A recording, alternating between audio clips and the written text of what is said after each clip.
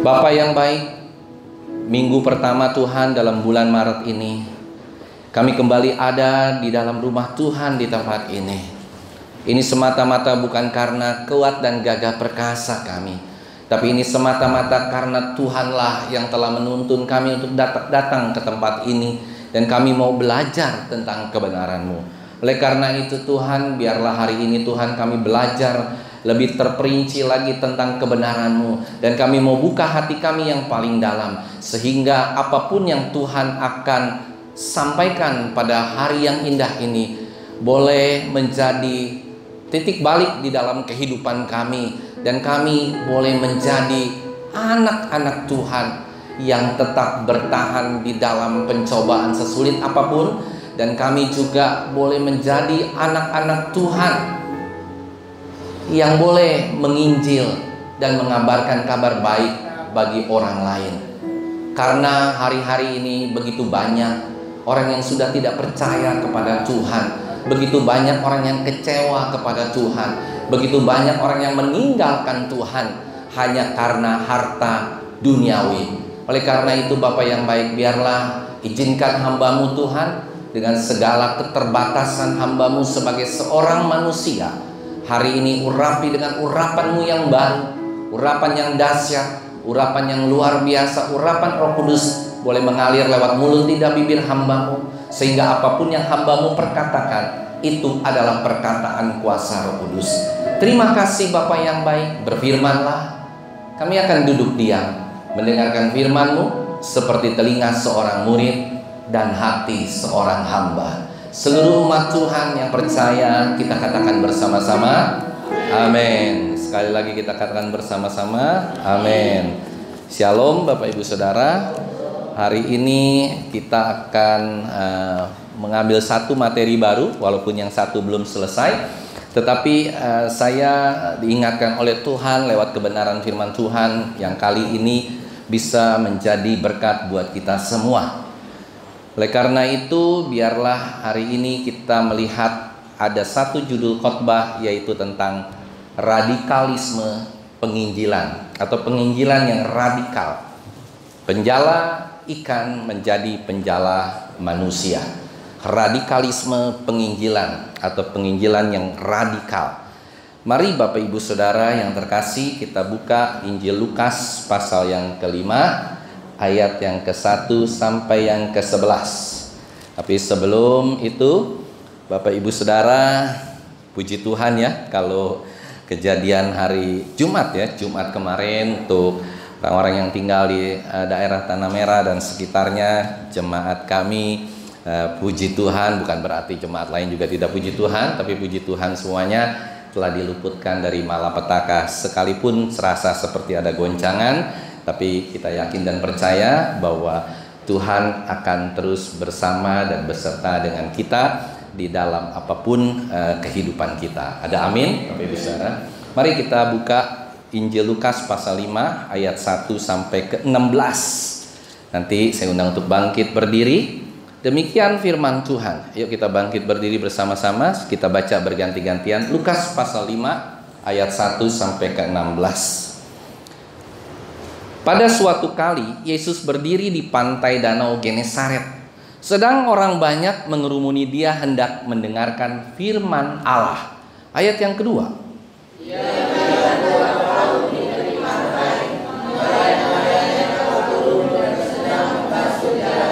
Ia naik ke dalam salah satu perahu itu, yaitu perahu Simon, dan menyuruh dia supaya menolakkan perahunya sedikit jauh dari pantai. Lalu ia duduk dan mengajar orang banyak dari atas perahu. Ayat yang keempat. Setelah selesai berkata, ia berkata kepada Simon,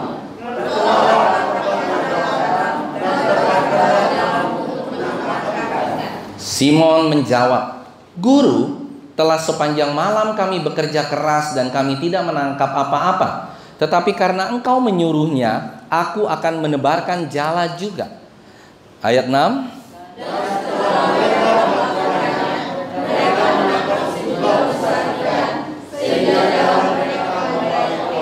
Lalu mereka memberi isyarat kepada teman-temannya di perahu yang lain supaya mereka datang membantunya. Dan mereka itu datang. Lalu mereka bersama-sama mengisi kedua perahu itu dengan ikan hingga hampir tenggelam. Ayat yang ke-8.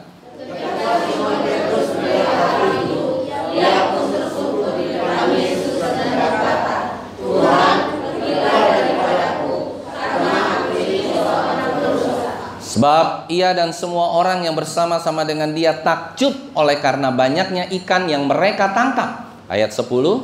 Demikian juga Yakobus dan Yohanes, anak-anak Zebedeus, yang menjadi teman Simon.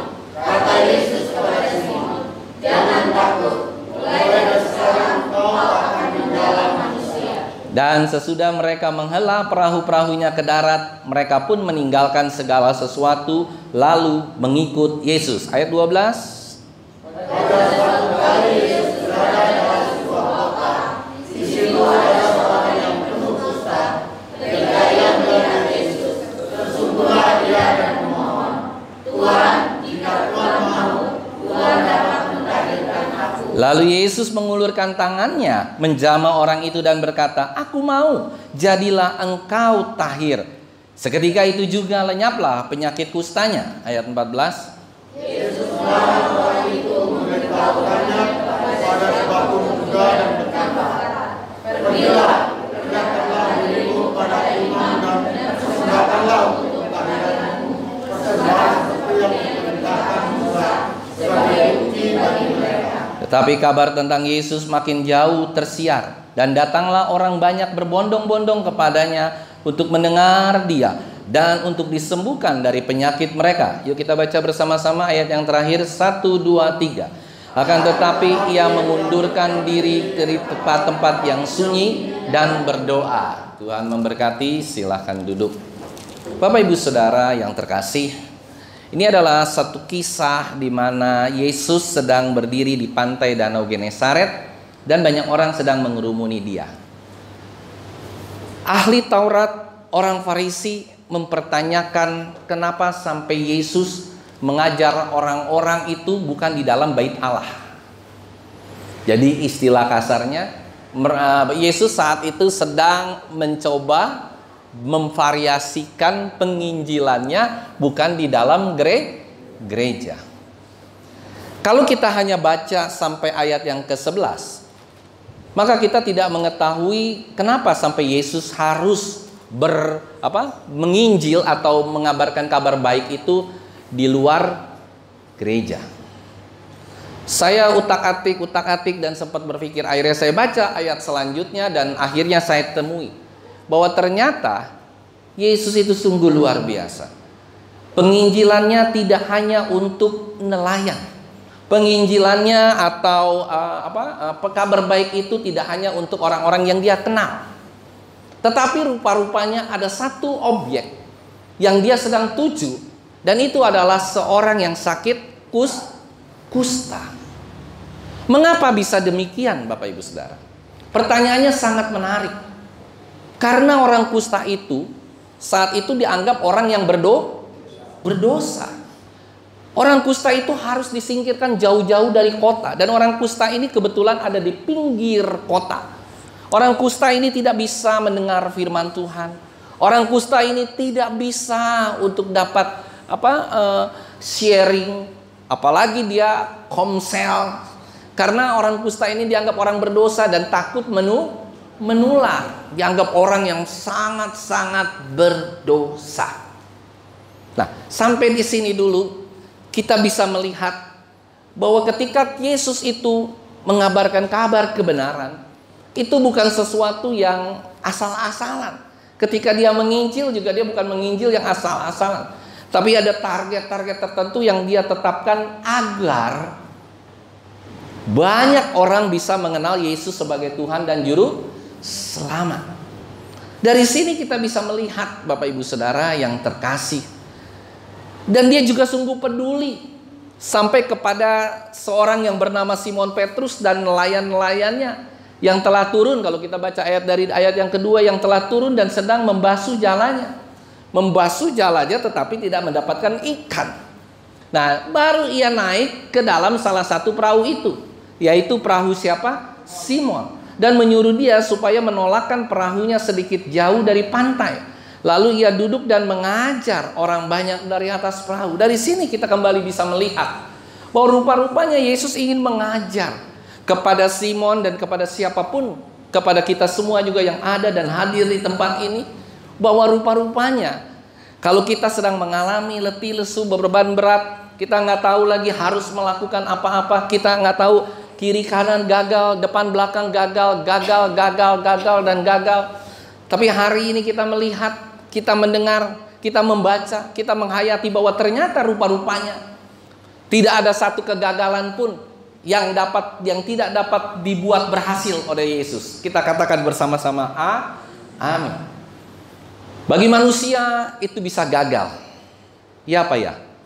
Tetapi bagi Tuhan, segala sesuatu yang gagal dia mampu untuk membuat itu menjadi satu keberhasilan yang tidak ada bandingan.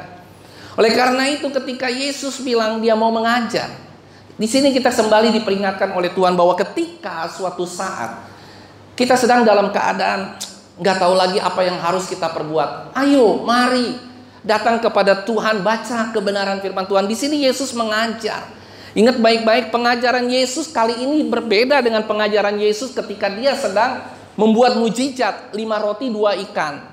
Beda sekali. Targetnya sungguh beda. Waktu dia mengajar 5 roti 2 ikan, dia mengajar secara KKR. Dia mengajar bukan hanya mengajar bukan untuk hal-hal yang seperti ini. Dia mengajar bukan hanya untuk jiwa waktu itu. Dia mengajar sebenarnya ingin memperlihatkan bahwa dia punya kuasa. Jadi sedikit berbeda. Padahal kelihatannya sama. Kelihatannya terjadi penumpukan ikan. Di sana juga terjadi multiplikasi ikan. Ikan roti. Di sini ikan. Nanti kita lihat pada Yohanes pasal 21. Ikan kembali. Dan roti kembali. Tetapi ketiga-tiganya ini mempunyai aspek yang sangat-sangat berbeda. Nah yang kedua ini memang Yesus fokus untuk dapat mengajar kepada kita semua umatnya. Dan juga termasuk si Simon hari itu. Agar mereka mengetahui bahwa tidak ada jalan lain ketika kita menghadapi kesulitan yang kiri mentok, kanan mentok, depan mentok, atas mentok, bawah mentok. Hanya satu yang bisa membuat terobosan yang luar biasa. Dan terobosan itu kalau kita berjalan bersama dengan Yesus. Yang percaya katakan amin. Ada pujian yang mengatakan, saat ku berjalan, apa saudara? Kasih-Mu menerangi langkahku, tak ku bimbang, karena ku tahu Kau bersamaku. Jadi itu saudara, kita tahu bahwa Yesus itu selalu bersama dengan kita. Yang percaya katakan amin. Jangan pernah takut, jangan pernah ragu, jangan pernah khawatir. Dimanapun masalah kita, dimanapun kita berada, ada Yesus yang selalu siap sedia. Saudara, saya ingin memberitahukan begini. Kalau Bapak Ibu Saudara lihat ketika kita terjadi bencana di Turki, bencana mungkin kalau di Indonesia gunung-gunung berapi, gempa bumi, dan ada satu badan di Indonesia untuk menalangi bencana namanya apa? BNPB. Saya mau tanya, BNPB itu diinstruksikan oleh presiden kita harus 24 jam apa saudara? Monitor, standby. Tapi apa yang terjadi? Tidak ada satupun badan di dunia ini yang bisa ready 24 jam mengawasi. Seperti kemarin kejadian di Pelumpang Pertamina, tidak bisa 24 jam. Dan akhirnya itu sudah terjadi. Baru mereka action. Akan tetapi Yesus ini berbeda, Bapak Ibu Saudara. Berbeda. Sangat berbeda. Dia adalah pribadi yang selalu menjaga kita 24 jam tanpa pernah tidur, tanpa pernah terlelap, tanpa pernah terlengah, tanpa pernah ngantuk. Dia selalu menjaga kita 24 jam ketika kita mengalami kesulitan apapun. Mungkin itu terjadi, tetapi dia sanggup untuk dapat membalikkan keadaan. Yang percaya katakan amin. Saya yakin dan percaya saat itu pasti si Simon kaget. Dia minta ampun, saudara. Kenapa? Karena tiba-tiba ada Yesus di pinggir pantai. Dan kalau Bapak Ibu Saudara lihat, setelah selesai Yesus mengajar, setelah selesai dia berbicara, lihat ayat yang keempat. Ia berkata kepada Simon, bertolaklah ke tempat yang dalam dan tebarkanlah jalamu untuk menangkap ikan. Saudara yang terkasih, Simon menjawab, ayat yang kelima, Guru, telah sepanjang malam kami bekerja keras dan kami tidak menangkap apa-apa. Tetapi karena engkau menyuruhnya, aku akan menebarkan jala juga. Ini seakan-akan Simon mengatakan begini nih, rada sinis. Ya kan, kalau kita sedang mengalami sesuatu masalah yang berat, ya kan, bahkan sakit penyakit, nggak mungkin lah Tuhan suruh kita seperti ini, nggak mungkin. Kita ya menjalani, tapi tidak percaya. Inilah yang terjadi dengan Simon dan nelayan-nelayan. Tetapi Simon sungguh menghargai Yesus. Karena dia tahu siapa Yesus, gurunya. Saat itu masih jadi gurunya dia hargai. Sehingga dia berminat untuk pindah, ya, mencoba kembali. Padahal saat itu sudah pagi hari. Siapa di sini yang suka memancing? Siapa yang di sini suka menjala ikan? Mungkin salah satu ada di sini, Pak Darino ya. Mancing waktu malam, sore, pagi, apa siang? Malam. Pagi, menjelang pagi mungkin ikan-ikannya sudah pada tidur. Malam ikan, wah, luar biasa. Nah, aneh bin ajaib disuruh masuk lagi ke tempat yang lebih dalam lagi.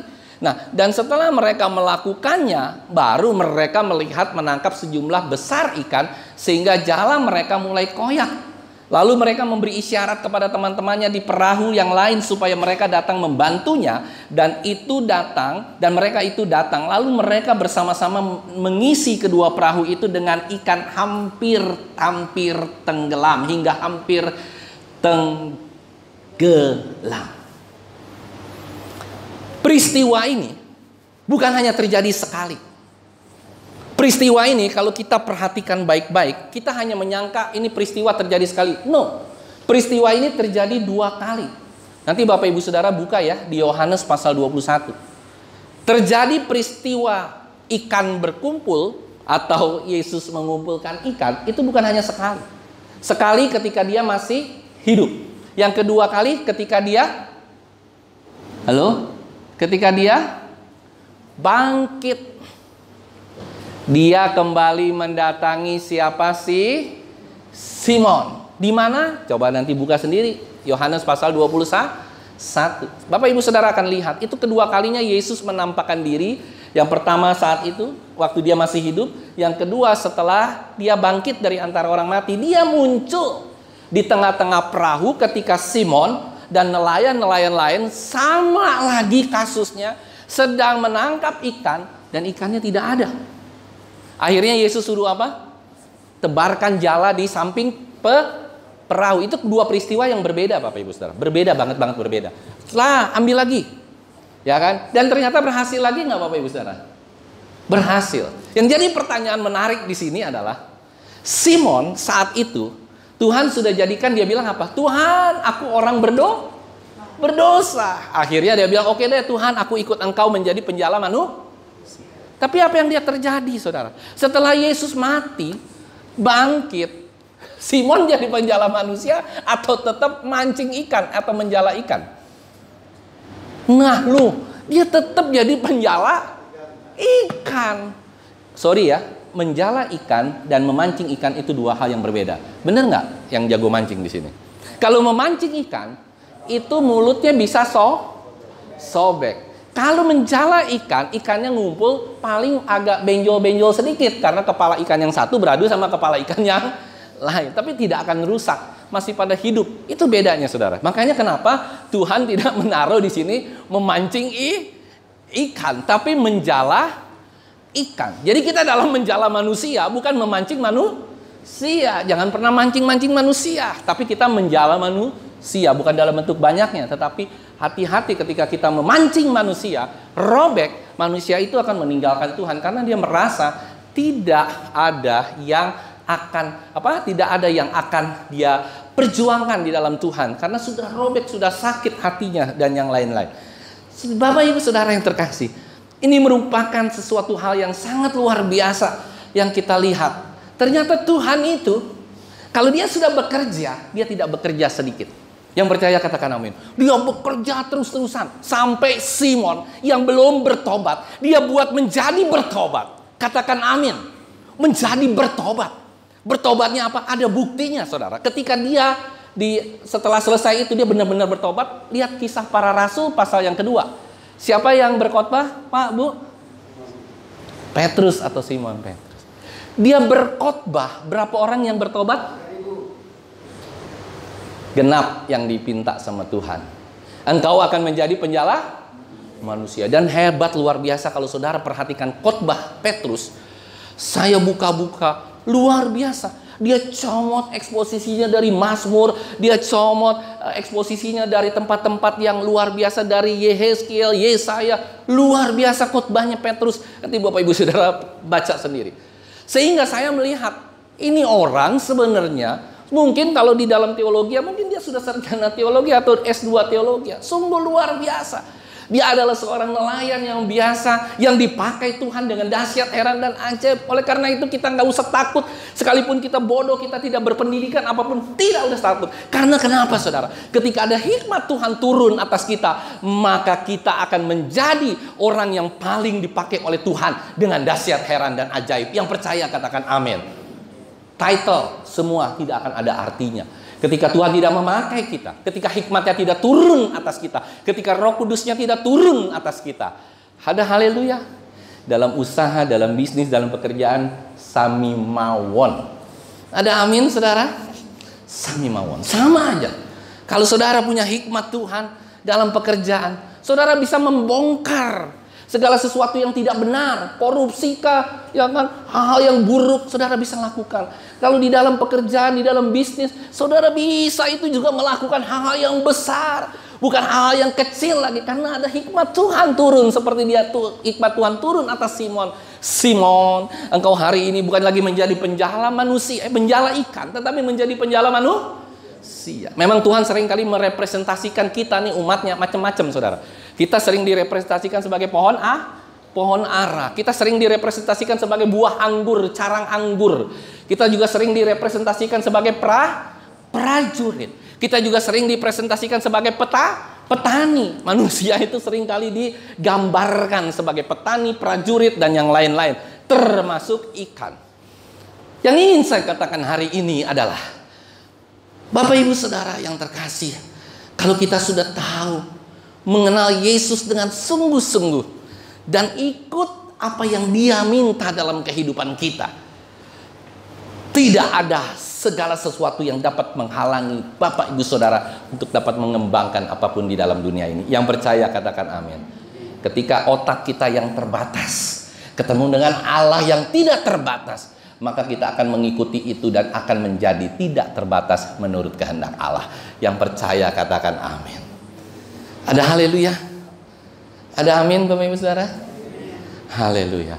Banyak dari teman-teman saya yang saya katakan seperti itu, wah iya ya, luar biasa. Banyak sekali, karena kuasa Allah tidak akan pernah terbatas.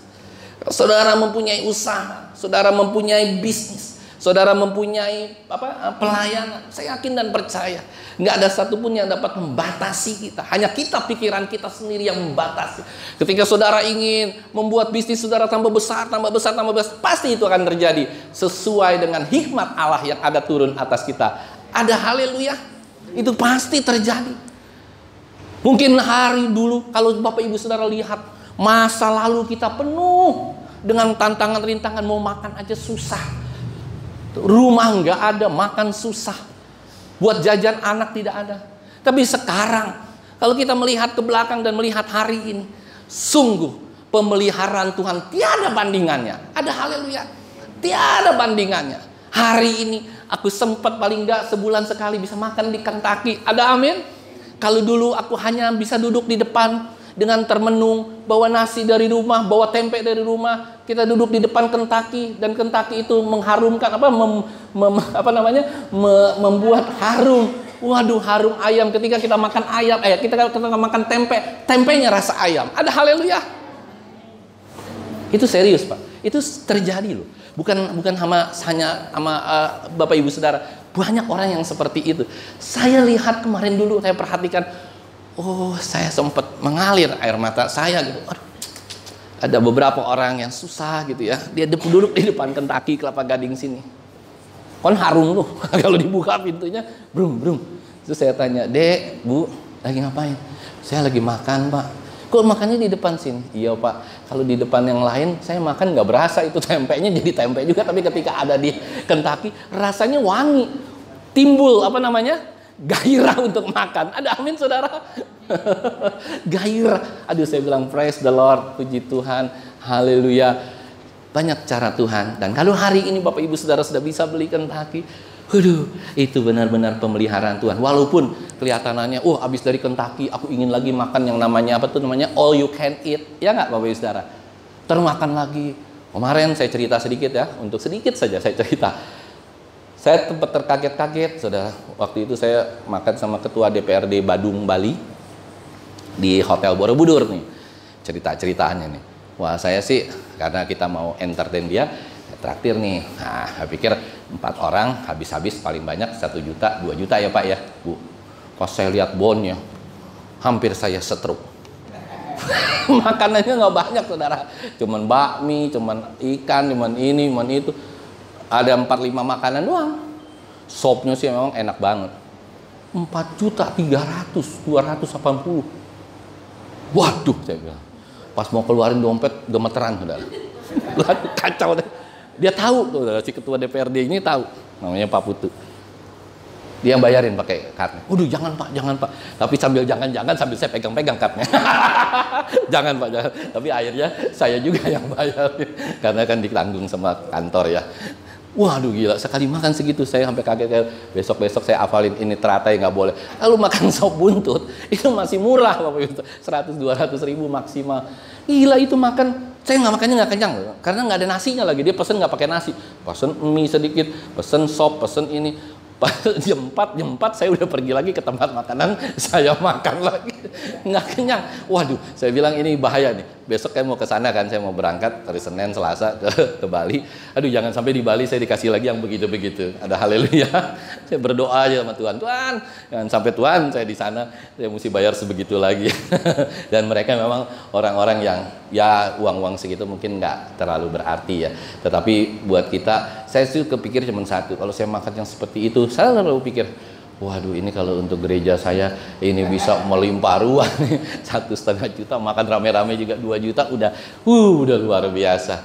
Haleluya. Ya, itu Bapak Ibu Saudara. Jadi kadang-kadang kita, kalau dulu kita melihat bahwa pemeliharaan Tuhan sampai segini, sekarang Tuhan sudah berikan lagi segini, sekarang kita bisa makan di Wiro Sableng. Wiro Sablengnya bukan Wiro Sableng yang biasa, Wiro Sableng yang VIP kan, yang seberang yang enak. Puji Tuhan, kalau dulu kita makan di pinggiran di seafood yang biasa, sekarang sudah bisa ke sana. Puji Tuhan. Kalau belum pun tetap puji Tuhan. Ada amin saudara? Saya yakin dan percaya kalau saudara tetap dengar firman Tuhan, tetap tekun, saya yakin apapun yang terjadi dalam hidupmu sampai masa tuamu, Tuhan tetap memelihara. Sampai masa tuamu, aku Yesus tetap Dia, dan sampai putih rambutmu, aku menggendong kamu. Yakin? Ada amin saudara? Saya lihat di jemaat di tempat ini juga mengalami hal-hal yang sama, dan saya yakin dan percaya sampai kita sama-sama nanti, bukan sama-sama ya, gantian menutup mata, Tuhan tetap pelihara kita. Ada amin saudara? Amin. Ya kan, nanti kita lihat aja siapa yang duluan menutup mata. Nah, kita lihat, wah ternyata memang pemeliharaan orang benar, hidupnya luar biasa. Ya, jangan sama-sama tapi gantian nutup mata aja ya. Ada haleluya. Dan saya ingin sekali benar nih, supaya ya orang bisa melihat perbedaan antara jemaat Aberta dengan jemaat lain. Apa bedanya? Jadi kalau kita mati nanti, jangan lupa senyum. Ada amin? Pak Ridwan nanti kan, dengan gagah, dia senyum begini. Saya dengan gagah, senyum di peti matinya. Jangan, gitu kan? Kita senyum, pasti berbeda. Jangan gitu kan, rasanya santai. Sekalipun sakit ya kan yang kita alami semua, tapi ketika malaikat Tuhan lihat, wah luar biasa, ini benar-benar anak Tuhan yang mau. Orang kalau mau ketemu sang kekasih tersenyum atau cemberut, Bapak Ibu Saudara? Halo? Senyum atau cemberut? Mau ketemu ya kan sang kekasih dari jauh, pasti dia senyum. Ya kan Pak Thompson sama Ibu dulu ya kan kalau ketemu, wah dia senyum. Aduh luar biasa. Kita mau ketemu kekasih, masa kita ketakutan, kita nggak mau, kita marah, kita cemberut gitu. Terus Tuhan bilang, sebenarnya ini mau ketemu saya atau mau ketemu si iblis ya kan? Senyum ya Bapak Ibu Saudara. Ada amin? Nah, kalau nggak senyum, nanti kita tarik mulutnya, ngek gitu supaya senyum, supaya lihat, oh ini jemaat yang luar biasa. Nah kita lanjutkan sedikit lagi. Lalu mereka memberi isyarat kepada teman-temannya, sudah ya. Ketika Simon Petrus melihat hal itu, nah ini saudara, ia pun tersungkur, ayat 8, ia pun tersungkur di depan Yesus dan berkata, Tuhan pergilah daripadaku karena aku ini seorang ini hal yang tidak biasa. Kenapa saya katakan tidak biasa? Karena Petrus atau Simon Petrus ini merupakan nelayan yang luar biasa. Dia tidak mungkin bisa bisa menyembah nelayan yang lainnya yang lebih jago dari dia. Nggak pernah saudara. Tapi ini adalah satu sikap. Kenapa sampai Simon Petrus ini menyembah Yesus? Bukan karena berkat. Yang percaya katakan amin. Bukan sama sekali bukan. Kenapa saya katakan demikian? Kalau karena berkat, dia tidak akan mengatakan hal ini. Coba kita baca sekali lagi supaya kita benar-benar mengerti. Ketika Simon Petrus melihat hal itu, ia pun tersungkur di depan Yesus dan berkata, Tuhan, tinggallah kepadaku atau pergilah. Coba, pergilah. Berbeda dengan ketika Yesus melakukan mujizat 5.000 orang, 5 ikan dengan 2 roti, berbeda saudara. Mereka pengikut-pengikut Yesus hari itu termasuk murid-murid Yesus bilang, Tuhan jangan kemana-mana. Kalau ada Tuhan, ada roti yang bisa dimultiplikasi lagi. Ada amin saudara? Mereka tidak mau Tuhannya pergi, bahkan Tuhannya yang pergi. Jadi ini sungguh yang berbeda. Simon Petrus mengetahui dia tidak perlu berkatnya Tuhan, tapi dia perlu siapa pemberi berkat. Makanya dia bilang, Tuhan pergilah daripadaku. Aku ini orang berdosa. Aku ini orang yang tidak layak di hadapan-Mu. Kenapa Engkau masih memberikan berkat ketika aku masih berdosa? Pernahkah kita berpikir demikian? Kita masih berdosa, tapi Tuhan masih tetap berikan berkat buat kita. Pagi-pagi masih napas, masih bisa makan nasi uduk. Nyari nasi uduk, siapa pagi-pagi sini suka nyari nasi uduk kan? Masih nyari nasi uduk, masih apa? Aduh luar biasa, tapi Tuhan mau. Hari ini saudara, sekalipun kita masih berdosa seperti itu, Tuhan mau kita tuh tersungkur kepada Tuhan dan memohon ampun kepada Tuhan agar kita tidak lagi didapatinya berdosa. Makanya ayat 9 dikatakan apa? Dan Yesus luar biasa saudara, disuruh pergi sama Simon Petrus. Yesus nggak mau pergi. Ia bilang apa saudara? Sebab ia dan semua orang yang bersama-sama dengan dia takjub oleh karena banyaknya ikan yang mereka tangkap. Oke, hanya takjub. Tetapi ayat 10, demikian juga Yakobus, Yohanes, anak-anak Zebedeus yang menjadi teman Simon. Kata Yesus kepada Simon, jangan takut. Apa saudara? Mulai dari sekarang engkau akan menjala manusia. Dan sesudah mereka menghela perahu-perahunya ke darat, mereka pun meninggalkan segala sesuatu lalu mengikut Yesus. Ini memang gak gampang. Setelah orang diberkati oleh Tuhan, dia langsung meninggalkan segala pekerjaannya dengan segala resikonya dan mengikut Yesus. Ini adalah benar-benar yang radikal, penginjilan yang radikalisme. Mereka tidak tahu lagi begini begitu, tetapi yang mereka tahu, mereka mengikut Yesus. Mereka mau sangkal diri, pikul salib. Tetapi sayangnya, ketika Yesus mati, Simon Petrus kembali kepada pekerjaan asalnya, nelayan. Dia menjala lagi ikan, mungkin dia frustasi. Aduh Tuhan, aku ikuti Tuhan. Sangkal diri, pikul salib, ternyata ujung-ujungnya Tuhan pahlawan aku, hero aku mati. Disinilah kita harus banyak belajar di dalam mengikut Yesus. Mengikut Yesus bukan hanya mengikut ketika kita diberkati oleh Tuhan, tapi mengikut Yesus itu adalah sangkal diri, pikul salib. Apa itu sangkal diri? Ketika kita sedang susah, ketika kita sedang dalam keadaan nol bahkan minus, ketika kita sakit dan divonis pulang dari tempat ini, mungkin kita divonis Bapak sakit kanker dan umurmu tinggal 12 bulan atau 8 bulan. Teman saya baru divonis kemarin sakit kanker, apa ya, saya lupa tuh kanker apa, umurnya tinggal 3 bulan, 4 bulan. Dia nangis, dia minta doain saya, walaupun bukan agama yang sama. Dia minta doain, aduh Wan doain ya, saya dikit lagi 4 bulan lagi menghadap. Lah kenapa kamu nangis, kenapa nggak ketawa? Saya bilang, tapi saya mau katakan ya, pasti orang sedih. Tapi habis itu sedihnya hanya sebentar. Karena berbeda. Sedih dan duka cita itu dua hal yang berbeda. Nanti kita akan bahas ya, jangan sekarang. Sedih dan duka cita itu berbeda. Senang dengan sukacita itu dua hal yang berbeda. Ya, jangan sampai ketika kita mati, ada anggota keluarga kita mati, kita ketawa-ketawa, haleluya, puji Tuhan. Itu beda. Yang saya mau katakan di sini adalah begitu luar biasanya Yesus. Sampai ayat yang terakhir dari 12 sampai dengan ke-16, apa yang Yesus katakan dan Yesus lakukan? Dia sempat mentahirkan seorang yang sakit kusta. Penginjilan yang luar biasa. Dan saudara, yang terakhir saya mau kasih tahu satu hal. Kalau kita menginjil, kita bukan setiap orang boleh menginjil. Bukan karena bakat dan talentanya, bukan. Orang yang menginjil, jemaat yang boleh menginjil adalah jemaat yang sudah pernah mengalami kebaikan Tuhan, sudah pernah mengalami kehebatan Tuhan, pernah mengalami kuasa Tuhan, dan itu diceritakan. Saya ada satu contoh di Amerika. Bapak Ibu Saudara tahu Billy Graham? Hah?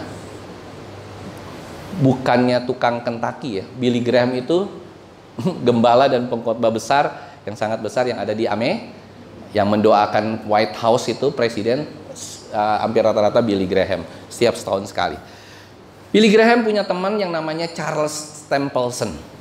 Charles Templeton ini penginjil yang sangat luar biasa. Setiap kali dia berkhotbah itu 800 sampai 1000 orang berkumpul.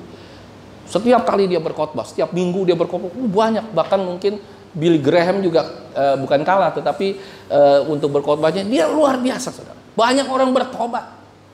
Tapi suatu saat dia mengalami hal yang membuat hidupnya ini berubah. Dia melihat di Life Magazine Amerika, dia lihat ada seorang wanita tua, ya tua enggak, muda enggak, mungkin umur 40-an, punya seorang anak yang masih umur 45 tahun digendong, ya. Kelaparan, kurusnya minta ampun, sampai nggak ada dagingnya lagi, tulang semua. Dia mengenadahkan kelapa untuk bisa hujan turun. Jadi mereka kehausan, kelaparan, segala-gala di salah satu daerah di Amerika. Charles Templeton berdoa sama Tuhan. Sudah beberapa tahun, 3,5 tahun atau 4 tahun. Sama seperti Nabi Elia, dia berdoa, tidak turun hujan. Langsung dia bilang sama Tuhan, Tuhan, hari ini juga saya mundur dari pelayanan Tuhan. Saya sudah tidak percaya lagi akan kuasa Tuhan. Saya menganggap Tuhan is nothing. Tuhan udah nggak ada lagi. Tidak ada Tuhan di dalam dunia ini, kata si Charles Templeton. Dia langsung minggu yang terakhir dia berkhotbah, dia bilang, Bapak Ibu Saudara, saya mundur dari pelayanan. Kenapa? Karena saya menganggap Tuhan tidak ada. Kenapa hal ini terjadi?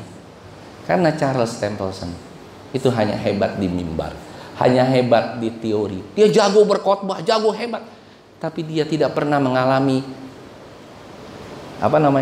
hubungan yang pribadi dengan Tuhan. Dia tidak pernah mengalami kesulitan dari Tuhan. Dia tidak pernah mengalami kuasa Tuhan. Dia tidak pernah mengalami sendiri. Sehingga apapun yang dia perkatakan hanya di mulut. Memang dia dipakai Tuhan? Iya. Dia dipakai. Kenapa Pak bisa dipakai Tuhan? Itu urusannya Tuhan, bukan urusannya kita ya. Kenapa dia tetap dipakai Tuhan Pak? Itu urusan Tuhan. Untuk menyelamatkan orang. Tetapi hari ini dia masih hidup, umurnya 93 tahun. Coba Bapak Ibu Saudara nanti Google, di search di Google. 93 tahun Charles Templeton. Apa yang dia lakukan sekarang? Dia kaya raya minta ampun. Mungkin salah satu orang nomor berapa paling kaya di Amerika hari ini. Bapak Ibu Saudara tahu apa yang dia lakukan di umur 93 tahun? Dari umur 60 lebih dia resign dari penginjilan. Dia menjadi seorang redaktur ya Pak ya, atau kalau di wartawan dinamain apa Pak? Kalau dia punya majalah sendiri, dia punya majalah sendiri, namanya sama dengan Playboy. Bapak Ibu Saudara tahu Playboy kan? Majalah porno. Nah dia punya saingannya, dia menjadi orang yang kaya. Luar biasa kacaunya. Seorang penginjil yang dipakai oleh Tuhan, tapi tidak pernah mengalami kuasa Tuhan, tidak pernah mengalami kesulitan dari Tuhan. Dia tidak sanggup untuk terus berjalan bersama dengan Tuhan. Dia tidak sanggup, dia tidak tahu apakah Tuhan itu benar ada atau tidak, karena dia tidak pernah mengalami. Lalu Bapak Ibu Saudara menginjil, kalau sudah mengalami, saudara enak untuk menginjil. Ini kisah saya, ini yang aku alami, sehingga banyak orang. Jadi penginjilannya bukan penginjilan agamawi, tapi penginjilannya adalah penginjilan rohani. Jangan pernah bilang bangku kosong di gereja, ayo kita injilin, kita panggil orang-orang, no. Tapi kita layani mereka. Karena dalam penginjilan itu harus dilakukan begini saudara. Kita harus meratakan gunung terlebih dahulu, dan menimbun lembah terlebih dahulu, memotong pohon terlebih dahulu, baru kita bisa menjangkau jiwa. Artinya apa Bapak Ibu Saudara? Tanpa kita bisa melayani dengan baik, tanpa kita bisa melakukan dengan benar, kita nggak akan pernah bisa menginjil dengan baik. Tanpa hati kita nggak akan bisa menginjil. Yang terakhir saudara, ada satu kesaksian lagi yang luar biasa. Ada seorang yang sakit hati, kakak dengan adiknya saling sakit hati, wanita dua-duanya nih, untuk mempersingkat waktu. Kakaknya akhirnya divonis sakit kanker, dan mungkin 1-2 tahun lagi akan meninggal. Yang harus melayani adalah si adik yang sudah sakit hati karena omongannya begitu kasar, begitu tidak baik. Akhirnya dibawalah ke rumah. Dia tidak bisa datang. Dia suruh pembantunya masuk ke dalam kamar untuk ngasih makan, ngasih obat dan yang lainnya. Dia tidak pernah mau, karena sakit hatinya dia tuh udah terlalu sama si sang kakak. Ya, kita mudah-mudahan di sini tidak ada orang yang sakit hati seperti itu. Dia tidak mau. Akhirnya terakhir dia ke gembalanya, dia bilang, Pak ini gimana ya? Ini ada orang tapi saya nggak bisa, saya sakit hati. Itu berlangsung 2 tahun lebih. Akhirnya di tahun yang ketiga dia coba lakukan, dia datangi ke kamarnya. Disitulah Tuhan bekerja dengan luar biasa, dan akhirnya dia mau menangis melihat kondisi kakaknya, dan dia rangkul. Hari itu gembalanya bilang, ini saatnya, tiba saatnya untuk engkau menginjili dia sebelum dia meninggal. Injililah. Dia terima Yesus sebagai Tuhan dan Juru Selamat. Kenapa? Karena orang ini sudah melakukan bagiannya. Orang ini sudah bisa untuk dapat merepresentasikan Yesus. Jadi kalau kita sudah bisa merepresentasikan Yesus, saya bilang, itu agak sedikit keliru kalau orang bagi traktat ya kan, untuk menginjil, kristenisasi. Banyak orang seberang kita itu malah marah sama kita hanya gara-gara traktat itu. Karena itu bukan hal yang benar dari segi penginjilan. Yang benar adalah kita approach secara personal. Kita sudah bisa melakukan yang baik bagi dia, kita sudah bimbing bagi dia. Tiba saatnya, ada God's time, ada waktunya Tuhan, dan juga wisdom of God. Ada kebijaksanaan Tuhan dan waktunya Tuhan. Ketika ini bertemu, maka orang itu pasti akan bertobat lewat kita sebagai orang yang akan menjala manusia seperti Simon Petrus. Yang percaya katakan amin. Demikian firman Tuhan hari ini. Mari kita lebih sungguh-sungguh lagi sama Tuhan, dan kita mau hari ini serius sama Tuhan, karena Tuhan sudah mau mati bagi kita. Dan biarlah kita juga berdoa bersama-sama agar kita bisa melayani Tuhan lebih sungguh-sungguh lagi, membawa banyak jiwa bagi kemuliaan nama Tuhan.